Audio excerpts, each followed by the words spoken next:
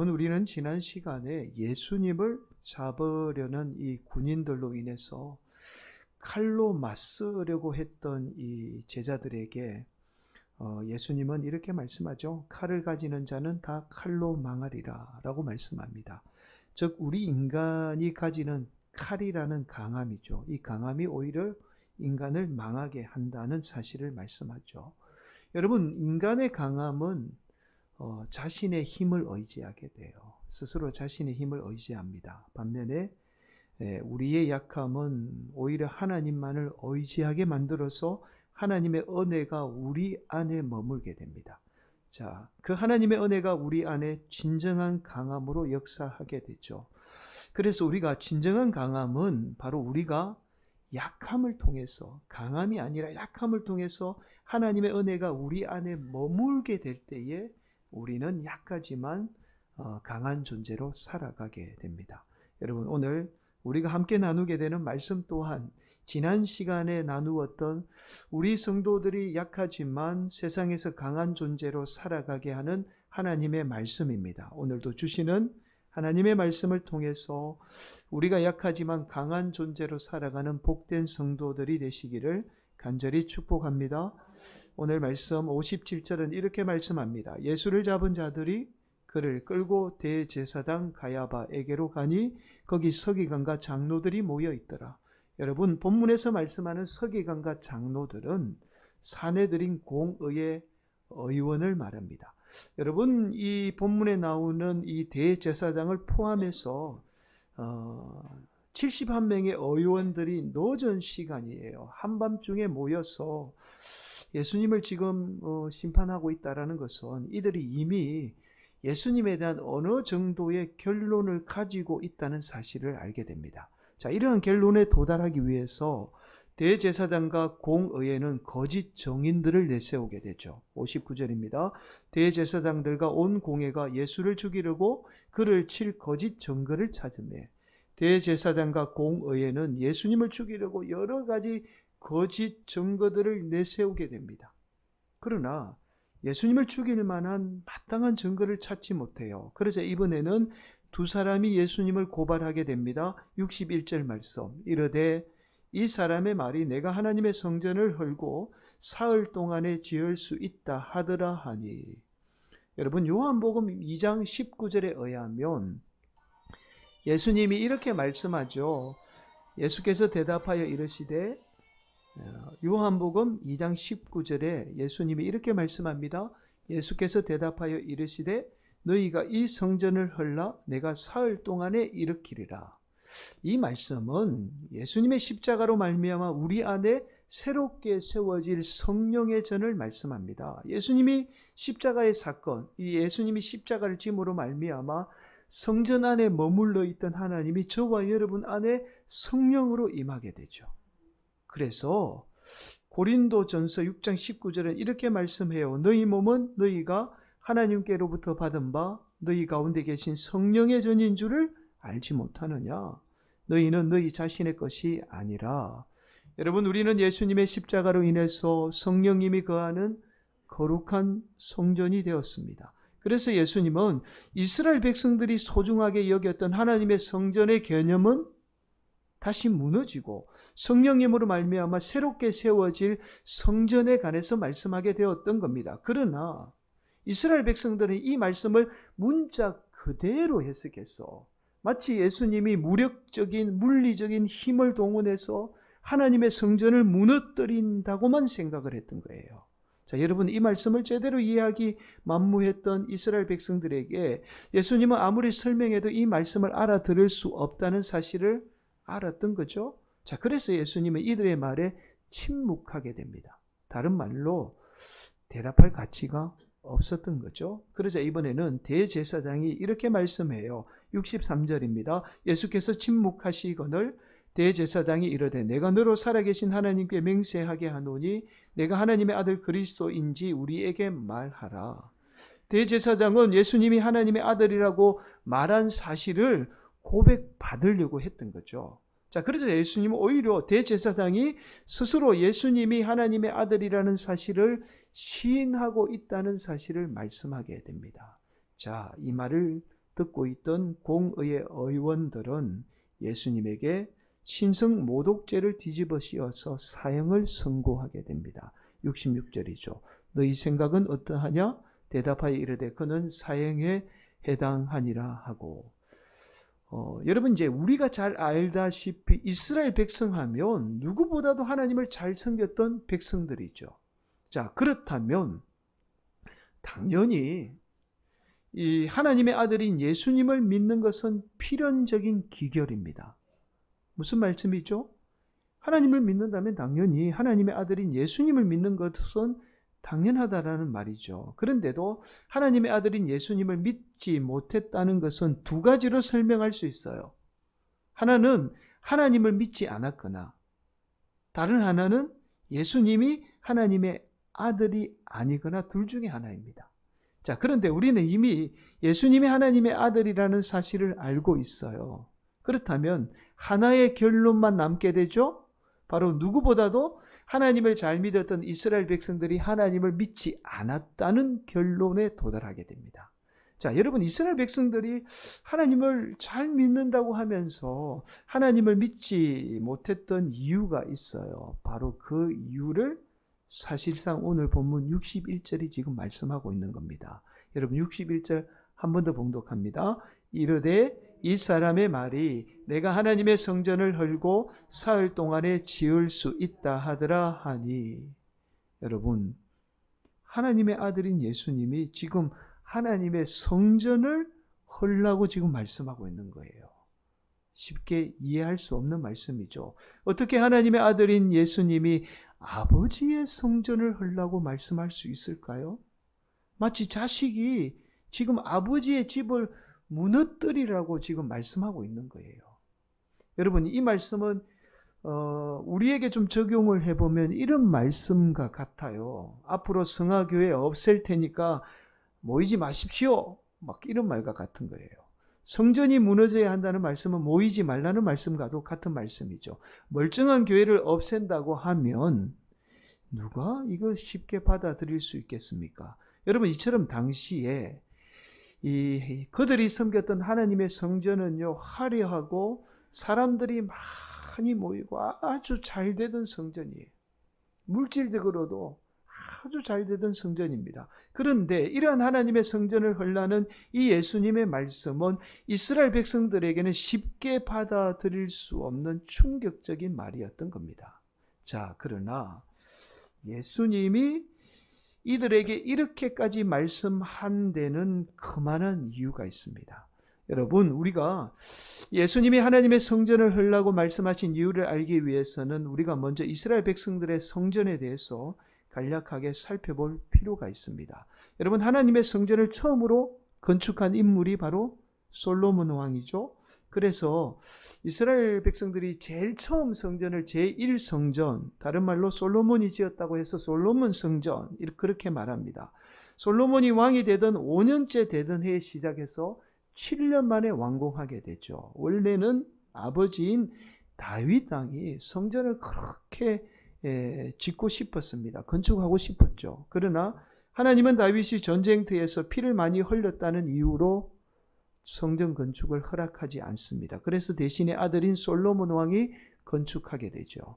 자, 그러나 주전 580년경이에요. 예수님이 이 땅에 오시기 전 한 600년 전에 이 남유다가 바벨론 제국에 의해서 멸망하면서 성전도 완전히 파괴가 됩니다. 여러분 남유다가 멸망한 이후에 예루살렘은 70년 동안 완전히 폐허가 된 상태로 방치가 되죠. 성전 또한 같은 처지에 놓이게 됩니다. 그러다가 70년 만에 포로에서 돌아온 스룹바벨에 의해서 성전이 재건이 되죠. 이 성전을 제2성전 또는 스룹바벨이 재건했다고 해서 스룹바벨 성전이라고 합니다. 이 성전 또한 주전 63년입니다. 우리가 잘 아는 로마의 장군인 이 폼페이우스에 의해서 이 성전마저도 파괴가 돼요. 예수님 오시기 전에 60년 전에 이 성전마저도 파괴가 됩니다. 파괴된 제2성전을 재건한 인물이 바로 우리가 너무나 잘 아는 헤롯 대왕입니다. 자, 헤롯은 제위 18년째 되던 해죠. 예수님이 오시기 약 20년 전에 이 성전을 건축하기 시작합니다. 우리는 이 성전을 흔히 제3성전, 헤롯이 건축했다고 해서 헤롯 성전이라고 말합니다. 오늘 본문에 나오는 하나님의 성전이 바로 이 성전을 지금 말하고 있습니다. 헤롯은 성전을 시작한 지 11년 만에 완공하죠. 그러나 헤롯은 여기에 만족하지 않아요. 성전을 11년 만에 아주 화려하게 지었는데 여기에 만족하지 않고 성전의 뜰을 확장하게 되고 성전의 담을 다시금 확장하고 성전의 문 등 외곽을 화려하게 짓기 시작합니다. 이 성전의 공사는 헤롯이 완공을 보지 못해요. 완공을 보지 못하고 끊임없이 크게 지어나가다가 결국은 자기가 죽는 그때까지도 완공을 보지 못하고 죽고 맙니다. 그리고는 헤롯이 죽고 난 후에 60주 후 64년에야 비로소 완공이 돼요.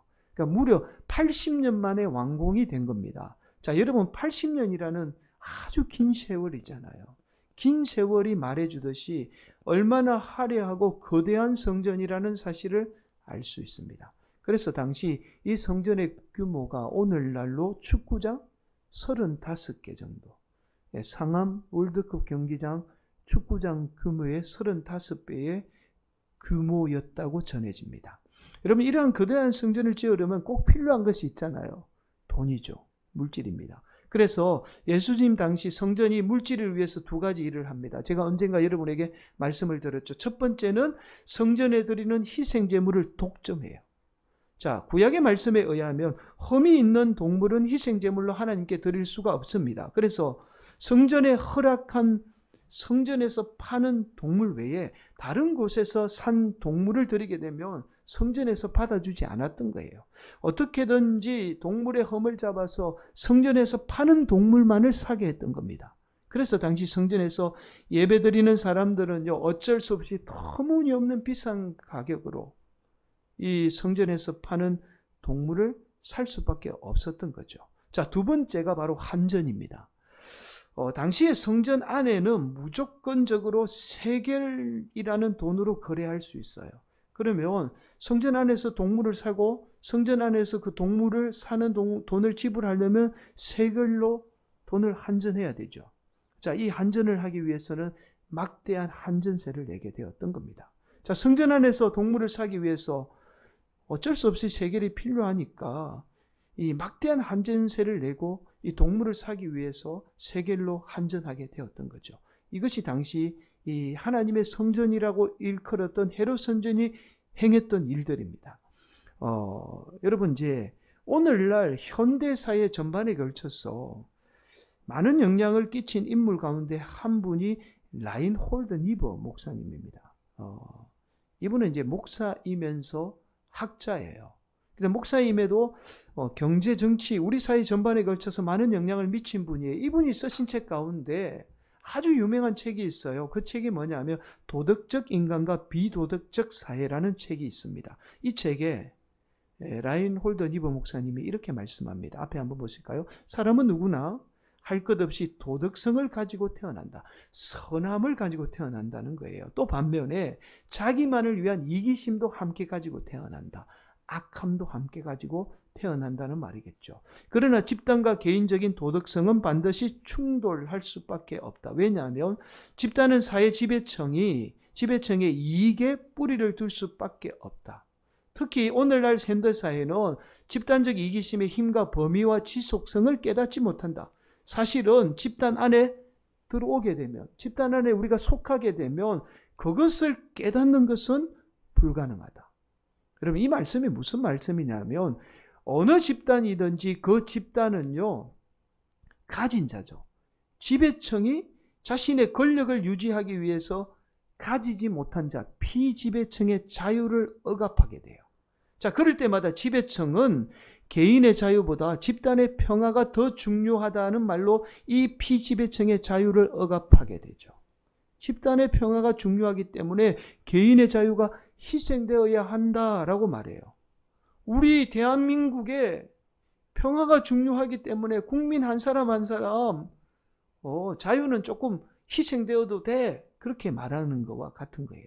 그렇게 피지배청은 자신들이 당하는 억압을 당연하게 여깁니다. 억울하도 당연하게 여기는 거예요. 그래서 인간은 집단의 이익에 의해서 이성적으로 판단할 수가 없다는 거예요. 이 말은 제대로 된 도덕적인 판단을 할 수 없다는 말입니다.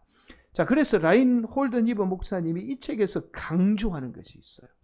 바로 지도자의 도덕성입니다. 한 집단의 지도자의 욕망이 집단의 욕망을 좌우하게 돼요. 대표적인 경우가 히틀러잖아요. 히틀러 개인의 욕망이 독일 전체를 어떻게 해요?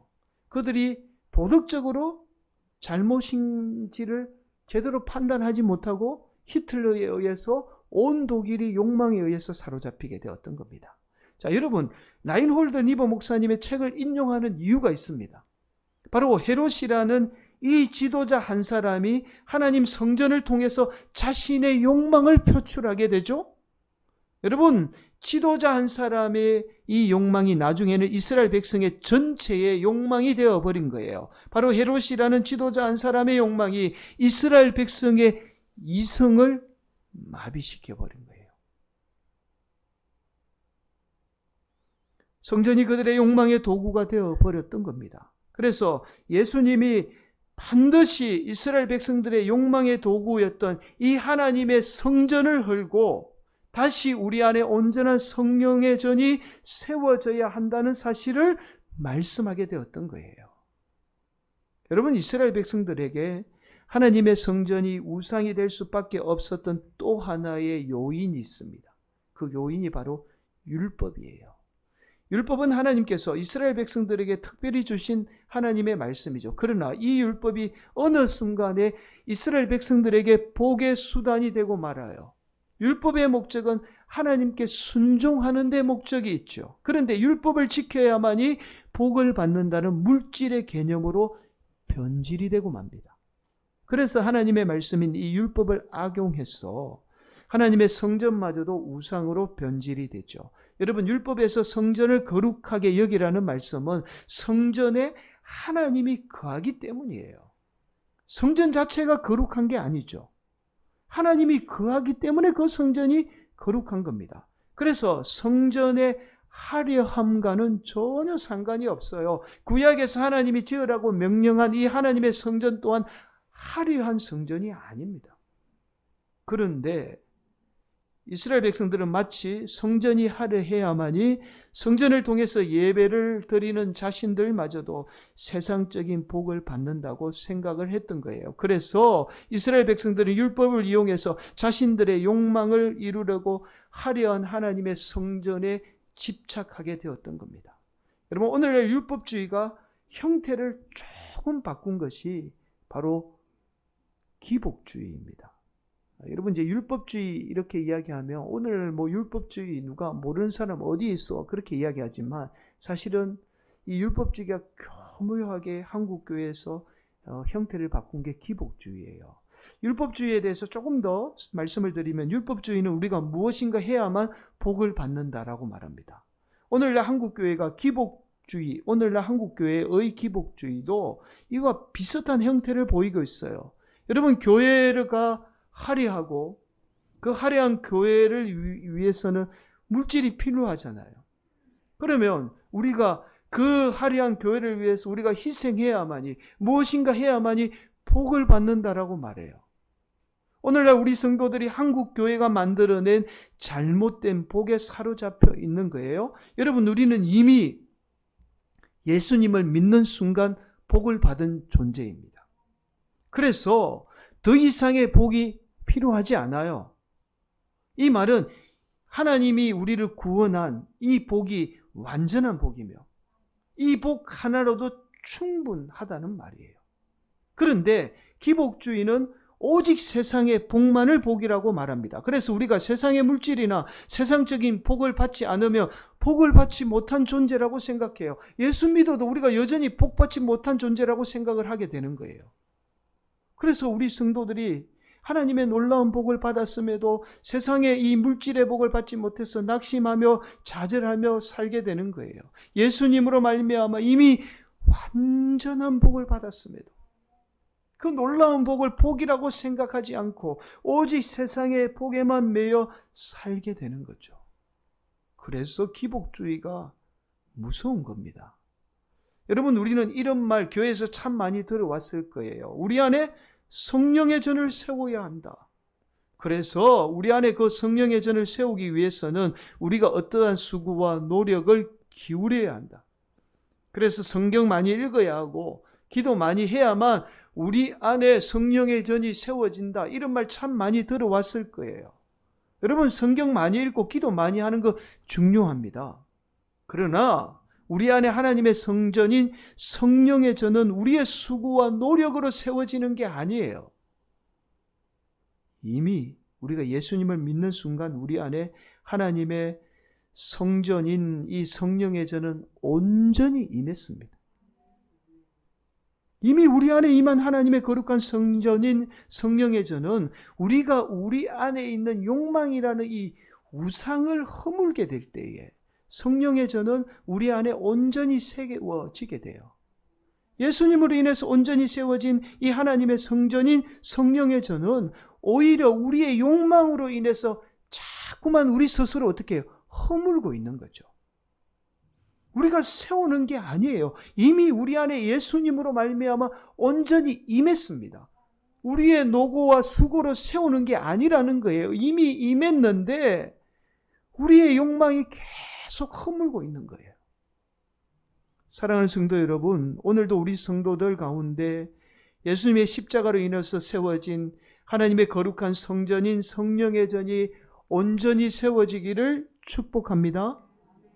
그러기 위해서는 우리 사회가 만든, 오늘날 한국 교회가 만든 이 복이라는 잘못된 욕망의 성전이 날마다 허물어져야 합니다. 저와 여러분이 이 신앙을 통해서 이루려고 하는, 저와 여러분이 이 신앙을 통해서 이루려고 하는 욕망이 무너져야 합니다. 그 욕망을 허물어야 해요. 이스라엘 백성들이 하나님의 성전마저도 욕망의 도구로 삼았듯이 저와 여러분 또한 얼마든지 우리의 신앙이 욕망의 도구가 될 수 있습니다.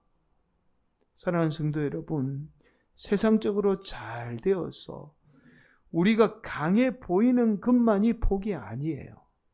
저와 여러분 또 우리 자녀들이 비록 약하고 보잘것없는 존재로 보여도 날마다 우리 안에 욕망의 성전이 허물어지고 하나님의 거룩한 성전인 성령의 전이 온전히 세워지게 되면 우리는 성령님으로 인해서 약해도 보이지는 않지만 강한 존재로 살아가게 됩니다.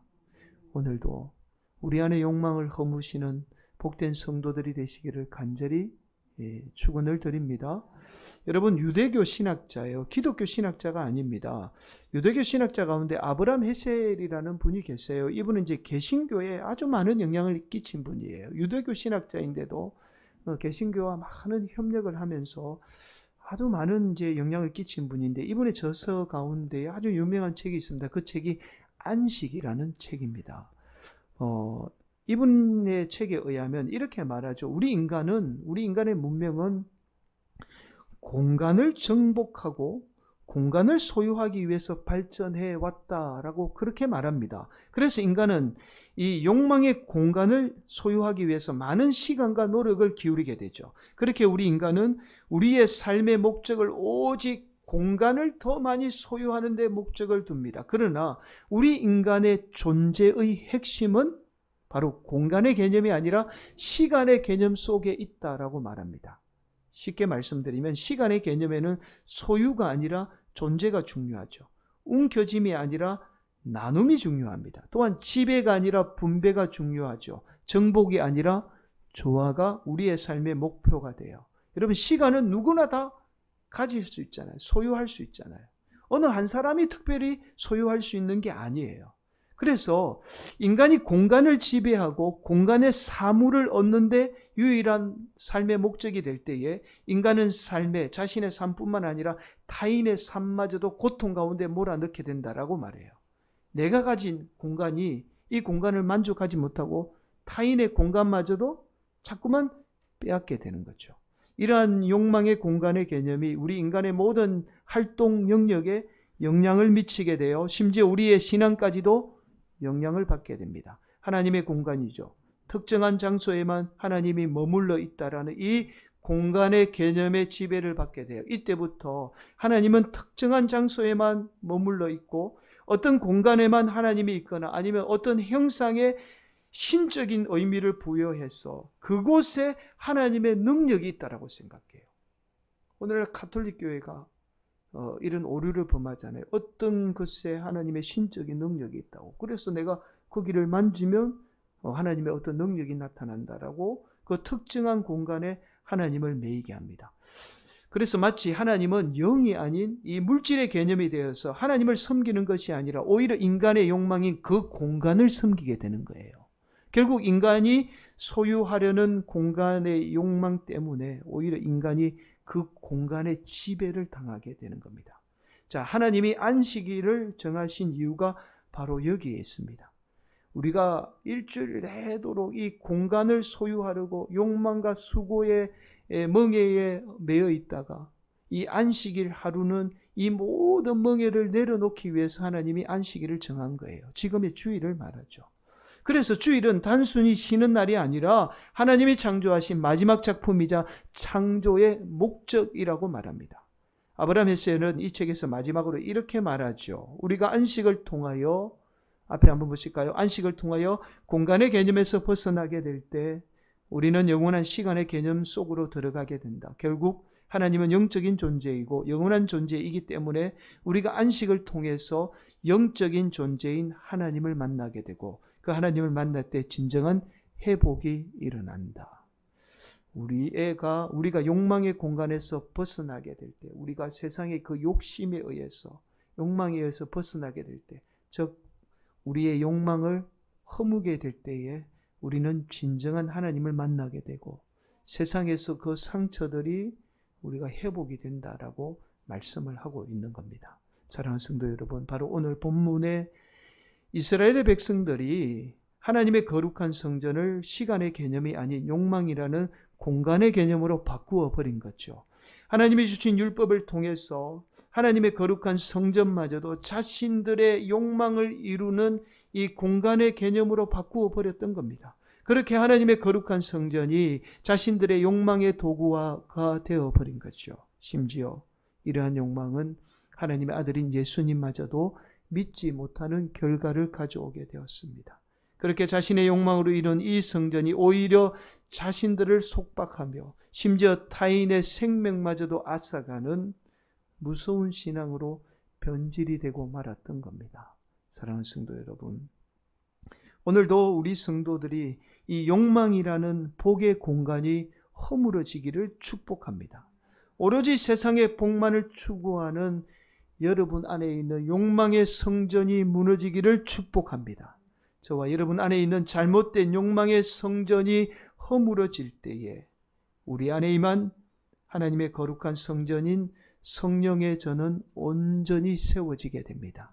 오늘도 사랑하는 우리 성도들이 우리 안에 욕망의 성전이 허물어지고 성령의 전으로 온전히 세워져, 비록 우리는 약하지만 그러나 우리 안에 있는 성령님으로 말미암아 강한 존재로 이 세상을 살아가는 복된 성도들이 되시기를 예수님의 이름으로 간절히 축원을 드립니다.